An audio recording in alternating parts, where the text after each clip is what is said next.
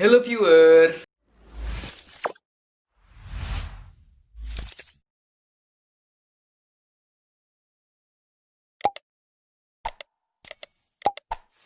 Balik lagi sama gue, Rifki Hadian. Dan di video kali ini, gue mau ngomongin tentang 1 tahun pertama gue ketika gue kuliah di Universitas Indonesia. Di sini bakal gue bagi jadi 5 hal.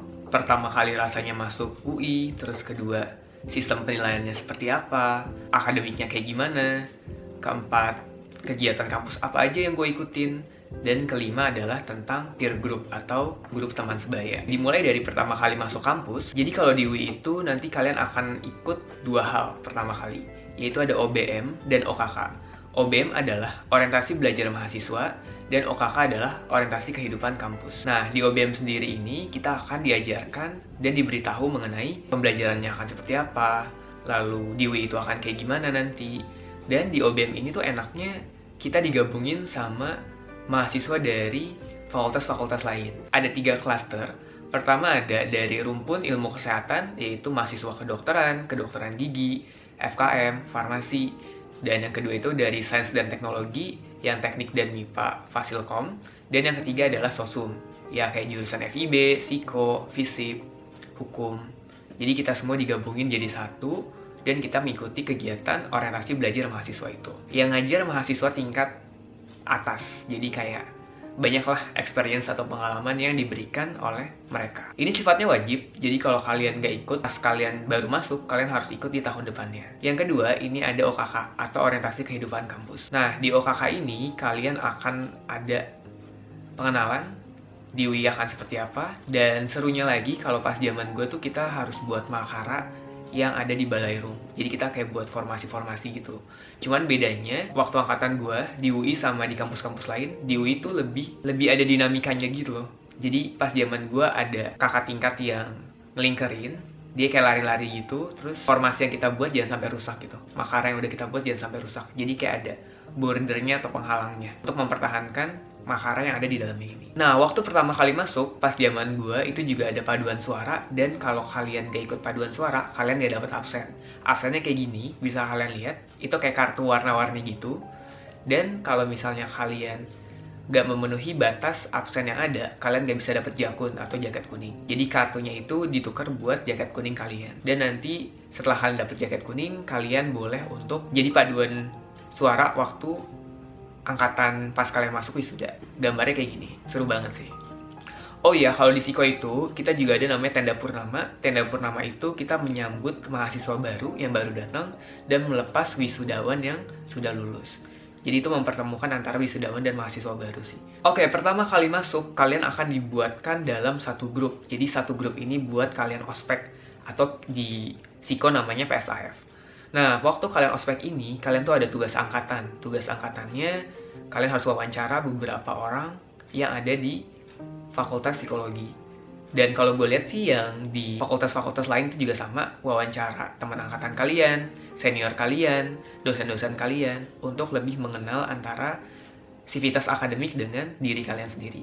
Yang kedua, waktu gue ospek itu kayak semua barangnya tuh harus sama. Bukunya sama, warnanya sama, perintilannya sama, gambar-gambar yang ada di sini itu harus sama semua, tasnya sama dan lain-lain. Dan itu kita kayak kumpulin uang di satu orang, dan mereka yang kayak beli-beli gitu. Ada teman-teman gue yang jadi volunteer untuk beli biar semuanya seragam. Dan ospeknya kalau di psikologi sendiri itu nggak serem banget sih. Maksudnya kayak biasa aja. Dan kalau dibandingin sama teman-teman gue yang ospek di fakultas-fakultas lain, itu ospek psikologi nggak serem sih. Soalnya kita kayak cuman bikin esai. Zaman gue ada sih kayak beberapa ucapan-ucapan verbal waktu kita ospek. Cuman kalau gue lihat nggak seseram ospek SMA. Dan yang cukup gue ingat adalah kita harus pakai jakun selama 1 bulan. Biar kayak orang-orang yang udah senior atau angkatan atas tahu, oh kita mahasiswa baru. Dan kalau kita ada apa-apa mungkin bisa lebih diperhatikan dan lebih ditolong. Nah, tugas-tugas angkatan tadi fungsinya buat apa sih, Kak? Jadi tugas-tugas angkatan tadi fungsinya adalah untuk menghasilkan suatu IKM. IKM adalah Ikatan Keluarga Mahasiswa. Jadi kalau kalian lulus, IKM kalian akan aktif, dan kalau kalian lulus, IKM kalian akan pasif. Fungsinya apa IKM ini? Fungsinya, kalau IKM kalian pasif, kalian tuh nggak bisa jadi petinggi-petinggi di suatu organisasi. Contoh, kalau kalian mau jadi ketua BEM, IKM kalian pasif itu nggak bisa.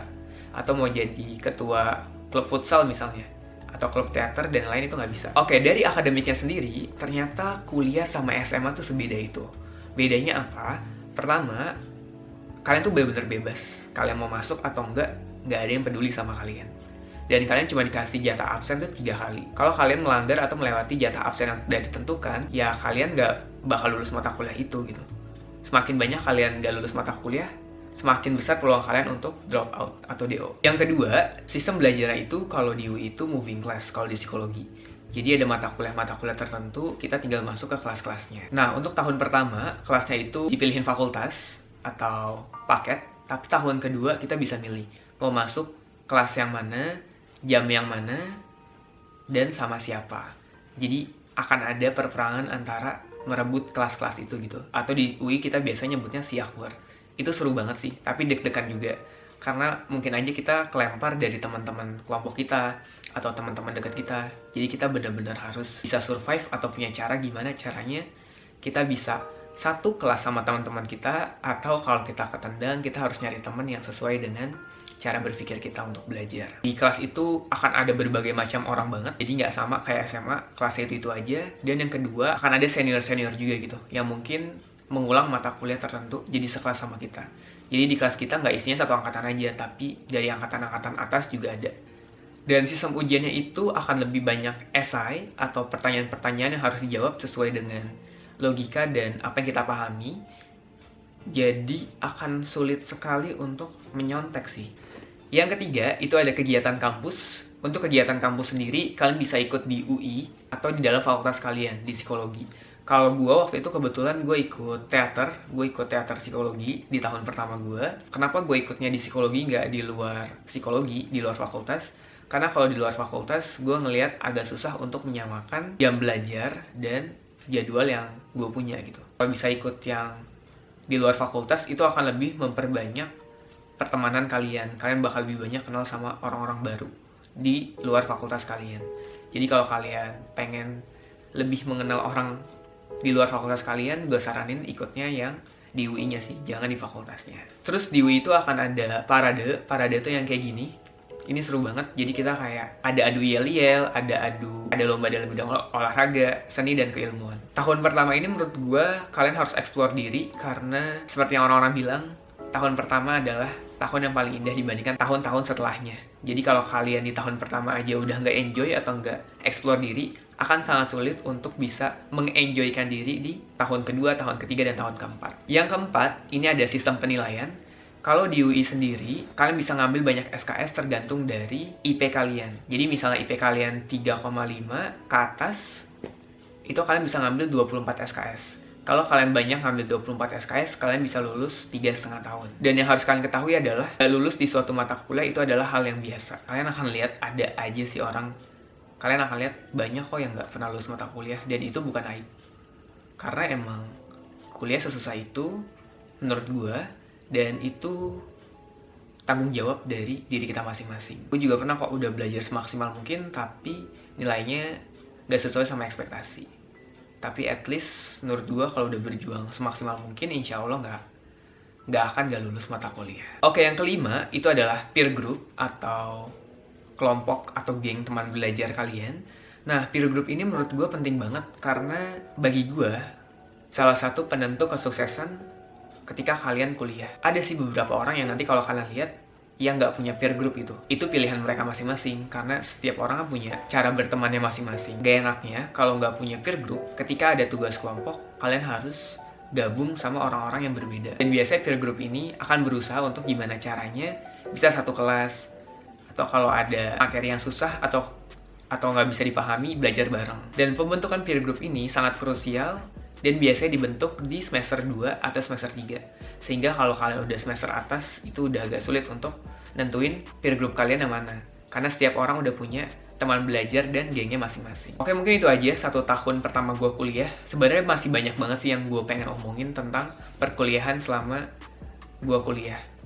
Kalau kalian mau part 2-nya, komen aja di bawah. Nanti bakal gue buat di tahun kedua dan tahun ketiga. Dan setelah per-PTN-an ini selesai, mungkin channel gue bakal lebih banyak bahas tentang isu-isu psikologi atau mental health yang ada di zaman sekarang. Thank you banget udah nonton video ini. Hope you enjoyed dengan videonya.